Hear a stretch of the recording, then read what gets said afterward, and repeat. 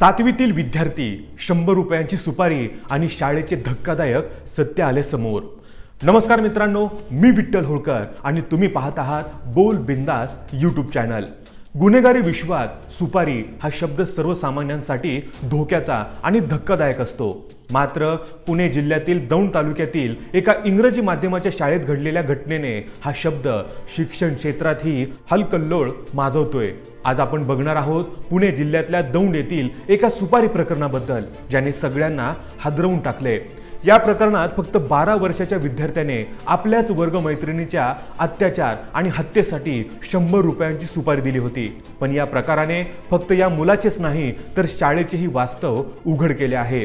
7वीतील एका विद्यार्थ्याने आपल्या वर्गमैत्रिणीच्या विरोधात केलेल्या या धक्कादायक कृतीमुळे सगळ्यांचेच लक्ष या प्रकरणाकडे वेधले गेले आहे। दौंडच्या शाळेतलं हे सुपारीचं प्रकरण नक्की आहे काय? हे प्रकरण कसं उघडकीस आलं? पोलिसांकडून या प्रकरणात कोणती कारवाई करण्यात आली? चला तर याविषयी सविस्तर जाणून घेऊया। घटनेचा मागोवा। घटना आहे दौंडमधील एका इंग्रजी माध्यम शाळेची। इयत्ता 7वीतील शिकणाऱ्या 2 विद्यार्थ्यांमध्ये सुरुवातीला किरकोळ वाद झाला। संबंधित 7वीतील विद्यार्थ्याने आपल्या आई वडिलांची खोटी सही शाळेच्या कागदपत्रांवर केली होती। एका विद्यार्थिनीच्या हे लक्षात आल्यावर त्या विद्यार्थिनीने आपल्या वर्गमित्राच्या चुकीची तक्रार शिक्षकांकडे केली। शिक्षकांनी त्या मुलाला शिक्षा केली, पण इथूनच गोष्टी गंभीर वळण घेऊ लागल्या। शिक्षेचा राग मनात धरून त्या विद्यार्थ्याने आपल्या वर्गमैत्रिणीवर सूड घेण्याचा विकृत प्लॅन केला।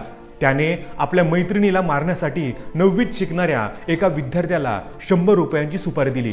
फक्त 100 रुपये देऊन हे गंभीर पाऊल उचलण्याचा विचार करणाऱ्या मुलाच्या कृतीने समाज हादरला आहे। सुपारीचे कट कारस्थान। 7वीतल्या मुलाने 9वीतल्या विद्यार्थ्याला सांगितलं की आधी तिच्यावर अत्याचार कर, नंतर तिला मारून टाक, यासाठी मी तुला 100 रुपये देईन। मात्र 9वीतल्या मुलाने अतिशय समजूतदारपणा दाखवत हा प्रकार पुढे नेण्याऐवजी त्या मुलीला सांगितला। मुलीने घाबरून हा प्रकार आपल्या घरच्यांना सांगितला आणि त्यानंतरच संपूर्ण प्रकरण उघडकीस आलं। शाळा प्रशासनाचा हलगर्जीपणा। मुलीच्या पालकांनी शाळेकडे तक्रार केली, पण शाळेने उडवाउडवीची उत्तरं देत प्रकरण दाबून टाकण्याचा प्रयत्न केला। मुख्याध्यापक आणि शिक्षकांनी मुलीवरच खोटे आरोप करत हे प्रकरण तिला बदनाम करण्याचा बनाव रचल्याचं दिसून आलं। यामुळे मुलीवर मानसिक ताण वाढला आणि पालकांना पोलिसात तक्रार करावी लागली। पोलीस चौकशी आणि कारवाई। पोलिसांनी तात्काळ कारवाई करत संबंधित विद्यार्थ्याची चौकशी सुरू केली। चौकशीत शाळेच्या गैरवर्तनाचा खुलासा झाला। त्याच वेळी शाळेतील मुख्याध्यापक आणि शिक्षकांवरही कारवाई करण्यात आली। शाळेने या प्रकरणाला दाबून टाकून मुलीची बदनामी करण्याचा प्रयत्न केल्यामुळे त्यांच्या विरोधात गुन्हा दाखल करण्यात आला आहे। हे प्रकरण फक्त एका विकृत मानसिकतेवर नाही तर आपल्या शिक्षण संस्थांच्या जबाबदारीवरही प्रश्नचिन्ह उभं करतं। लहान मुलांना योग्य संस्कार देण्याचं काम शाळेचं असतं, मात्र या प्रकरणात शाळेच्या मुख्याध्यापकांनीही दाखवलेली वागणूक अत्यंत निंदनीय आहे। तसंच फक्त 100 रुपयांसाठी कोणतंही चुकीचं पाऊल न उचलता सत्य उघडकीस आणणाऱ्या 9वीतल्या मुलाचं कौतुक करायला हवं। त्याने दाखवलेला समजूतदारपणा खरोखरच प्रेरणादायी आहे।